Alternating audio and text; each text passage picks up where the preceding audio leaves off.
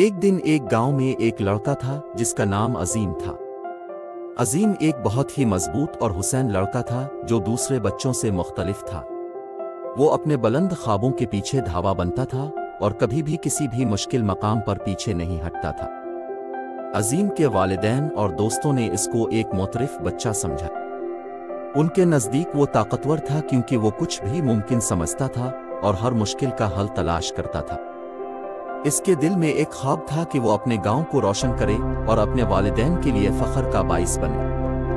ایک دن ایک طوفان آیا جس نے گاؤں کو بہت نقصان پہنچایا۔ گاؤں کے لوگ بہت پریشان تھے اور مدد کے لیے درخواست کرتے رہے، لیکن کوئی بھی ان کی مدد نہیں کر رہا تھا۔ عظیم نے اس حالت میں گاؤں کے لوگوں کو یہ وعدہ کیا کہ وہ ان کی مدد کرے گا۔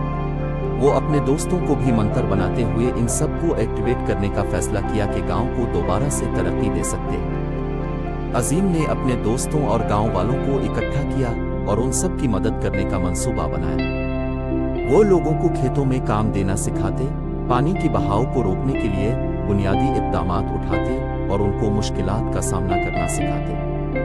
عظیم کا رہنمائی کرنا اور دوسروں کی مدد کرنا دوسرے لوگوں کو بھی اپنے اندر نیکی کے راستے پر لے گیا۔